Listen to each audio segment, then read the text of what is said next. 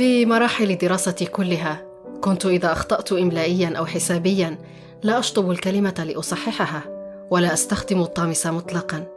كنت أمزق الورقة بكاملها وأبدأ من جديد في صفحة أخرى. هذا ما فعلته معك حين تشوهت بأخطائك. لم أشطبها ولم أطمسها، إنما مزقتها لنبدأ من جديد، غير أنه لم تكن تجدي معك أي بداية أخرى. كان ينبغي أن تحذر من مثالية تلك.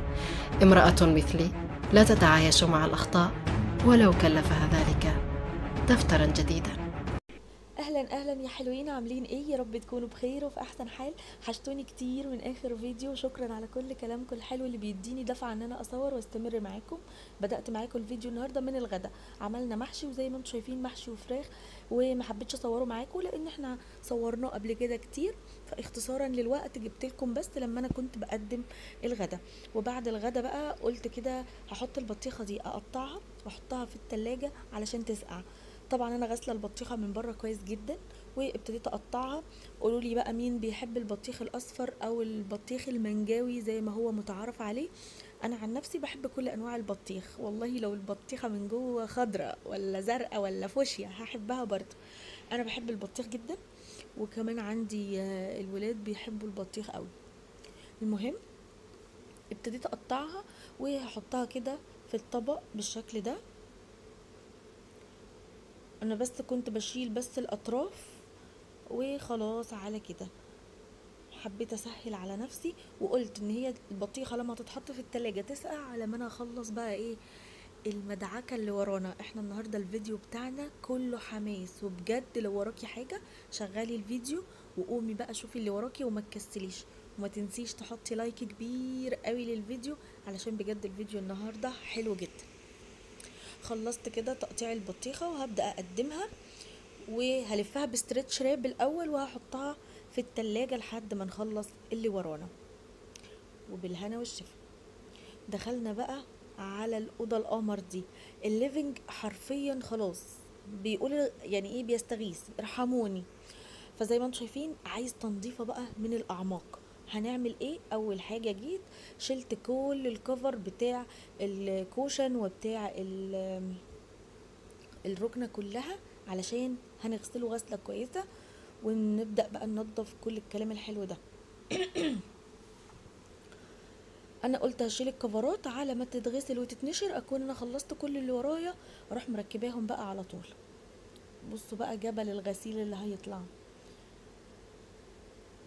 هنشيل بقى كل ده، هبدأ احطهم في الغسالة وبحط معاهم بقى فانيش وبحط معاهم ديتول او داوني، اي حاجة المتوفر عندك، وهنخليهم زي الفل. ابتديت بقى جبت الطبق بتاع الغسيل وشلت كل الديكورات اللي في الأوضة، شلتها كلها حرفيا على ان كل ده هيتغسل ويتنضف.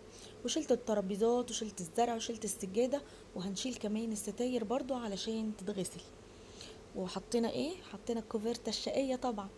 ابتديت بقى زي ما احنا عارفين بنجيب التنظيف من فوق لتحت. اول حاجه طبعا بتاخدي الحاجات اللي هتتغسل عشان دي بتاخد وقت. بعد كده جبت الزعافه القمر وابتديت انضف كل الحوائط. ليه؟ الحوائط قلنا بيبقى في اتربه عينيك مش بتشوفها، واحنا هنغسل دلوقتي مع بعض الحوائط، فلازم قبل ما اغسلها اشيل من عليها اي اتربه، ما ينفعش اغسلها من غير ما اشيل الاتربه من عليها. وبعد كده جبت المكنسه بتاعتي وابتديت بقى اشفط اي فرفته اي حاجه واقعه على الليفنج نفسه بقى، على الركنه نفسها، لان خلاص يعني احنا شلنا الشلت فبيبقى واقع تحتها فرفته. هتسالوني جت تحت الكوشن وتحت الحاجات ازاي؟ هقول لكم معرفش. بالمكنسه كده على السريع وهنشيل كل الفرفته وكل الكلام ده، مش هتاخد معانا ولا وقت ولا مجهود. طول ما انت بقى شغاله استعيني بالله واستغفري وقولي الاذكار، وان شاء الله ربنا هيعينك وهتخلصي كل حاجه بسرعه، ومش هتحسي ان انت بذلتي مجهود ولا هتتعبي ان شاء الله بامر الرحمن. خلصت وشلت بقى كل الركنه من مطرحها كده وخليتها بعيد علشان انضف وراها بالمكنسه. تمام كده، نضفت كل الارض بالمكنسه. طبعا مكان بقى الفرفته اللي كانت على الكنب نفسها لو كانت وقعت في الارض ولا حاجه هنشيلها علشان ننضف بقى بسرعه وتبقى المكان حوالينا نضيف. واول باول كده اي حاجه قدامك ابدأي اعمليها، وماشي ظبطي خطواتك، هتلاقي الحاجه نطفت معاكي على طول. خلصت كده الارض بالمكنسه، هنبدأ بقى مرحله تنظيف الركنه نفسها، اللي هو البادي او الجسم بتاع الركنه نفسها. دي من الحاجات اللي مش بنعرف نفكها، فاحنا هنعمل لها تنظيف على الجاف. جبت طبق فيه حبه من الكولوريكس الالوان، وحبه من البريل اللي هو البرسيل الجل قصدي، وميه، وحبه من الخل، وبس كده. وبالفرشه بتاعتنا، وهبدأ بقى امسك الركنه من كل الجوانب وانزل فيها دعك بقى. وفي حتت كده بيبقى فيها بقع ولا حاجه، هي دي بس اللي تركزوا عليها علشان البقع هتطلع معاكم بمنتهى السهوله. طبعا الكلوريكس الالوان حلو جدا وبيطلع اي بقع او اي اتساخات، ومش بيأثر على الالوان نهائيا. الخل طبعا بيعقم، والبرسيل الجل بينظف وبيدي ريحه تحفه. استخدموا اللي بالليفندر، حلو جدا. وبالفرشة كده، وهبدأ امشي على كل الاجزاء بتاعة الركنة علشان تنضف معانا.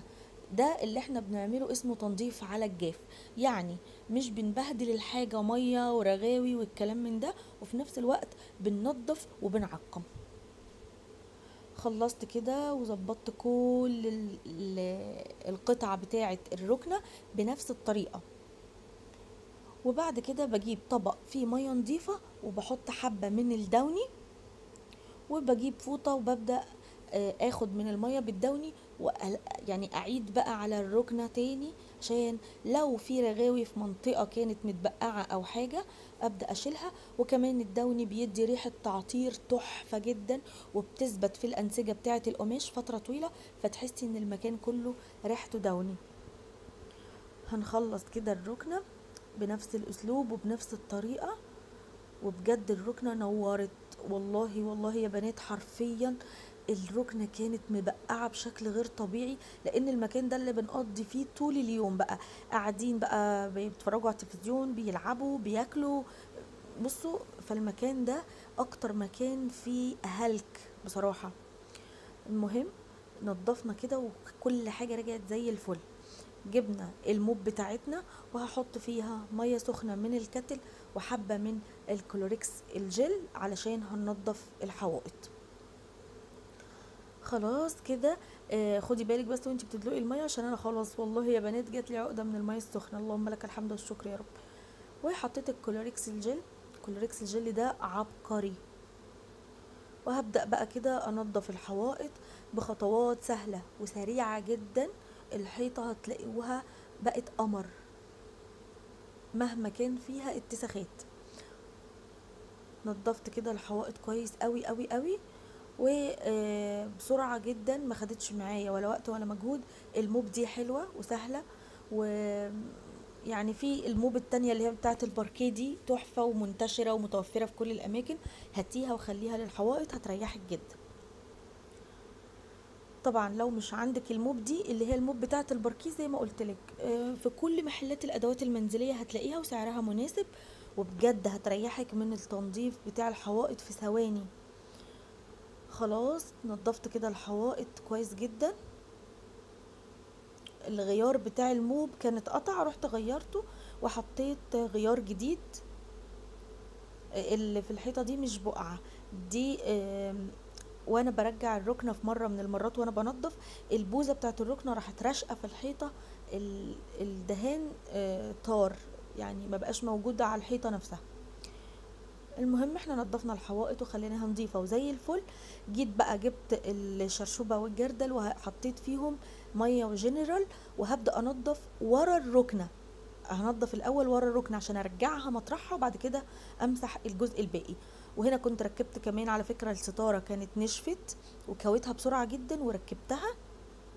قلت لان انا يعني بحط السلم عشان اقف اركب الستاره، فما كنتش هعرف احط السلم لو رجعت الركنه مكانها، فحطيت الستاره الاول. اول ما الارض اتهوت ونشفت رشيت المبيد بتاع النمل. اهتموا يا بنات بالموضوع ده جدا، ما تستنوش ان انتوا تلاقوا البيت اتملى نمل، لا، اول ما يجي بداية الموسم رشي، وكل ما تمسحي رشي، دي وقاية ليكي وهتريحك، مش هتلاقي نمل خالص في المكان. رجعت كده الركنة زي ما انتم شايفين، وابتديت ألمع باقي الأجزاء بتاعة الأرض، وبجد ريحة النظافة ما اقولكوش رهيبة. خلصت كده خلاص ولمعت الأرض كلها، وبجد من أكتر الأماكن اللي أنا كنت شايلة همها أوضة الليفينج، لأن حرفيا كانت متدمرة وحسيت إن هي تاخد مني مجهود، بس مع الاستعانة بالله والاستغفار والأدعية خلصت بسرعة، وربنا أعني وقدرني وما خدتش معايا وقت. رجعت السجادة والترابيزة اتلمعت، وحطيت الاتنين كوستر اللي هم على شكل ورقة شجر، كنت جايباهم معاكم في المشتريات، ودي أول مرة أحطها، شكلهم تحفة ولايقين على الليفينج جدا. كل الديكورات اتلمعت وحطيتها مكانها نظيفة، وجبت هنا التمرية وابتديت احط فيها تمر. انا حاطه واحده على السفره وحاطه واحده في اوضه الليفينج، ودول لازم يكون فيهم تمر بصفه مستمره عشان الولاد عندي بيحبوه. طبعا التمر كويس جدا للولاد، بيديهم طاقه، وكمان مش بيخلي عندهم انيميا. حطيت بقى كده كل الديكورات بتاعتي مكانها، وبس كده بجد. وانا في المرحله الاخيره دي بتاعت ان انا برص كل حاجه مكانها، كنت حاسه براحه نفسيه غير طبيعيه. وجيت هنا عند الترابيزه بتاعت ايكيا، ابتديت احط برضو الديكورات عليها، وهنا كمان حطيت مناديل. وهرجع بقى الزرعات الامارات مكانهم. الزرع ده اتغسل طبعا وكان متعطر وزي الفل. زي ما قلنا اهم من الشغل تظبيط الشغل، يعني نظفتي وتعبتي حطي كل حاجه نظيفه وزي الفل علشان تديكي احساس النظافه. هنا بقى حطيت في الكورنر ده اللمبادير القمر التحفه ده. اللمبادير ده كانت اخت جوزي لما جت تزورنا هي وحماتي ساعه ما اياد كان عامل العمليه، جابته لنا هديه، فبجد حلوه قوي قوي، وكانت جايبه العاب لاسر واياد حماتي برضو. فتسلم ايديهم والله، شكلها تحفة تحفة تحفة وعجباني جدا. هنا بقى ابتديت ارش معطر بقى، والمكان كله ريحة نظافة بجد يا بنات. وركبت بقى الكوشن، وبصوا فرقت ازاي ونورت وبقت تحفة. وخلاص خلصت والحمد لله على كده. هنا بقى كنت عايزه اوريكم شكل اللمبادير لما بطفي الاضاءه، بيبقى عامل اضاءه حلوه جدا، وانا مركبه لمبه بثلاث مستويات، يعني اضاءه قويه فاصغر فاصغر. لحد هنا الفيديو بتاعنا خلص، متنسوش تعملوا لايك وشير للفيديو، استنوني في فيديوهات جايه كتير. باي باي، مع السلامه.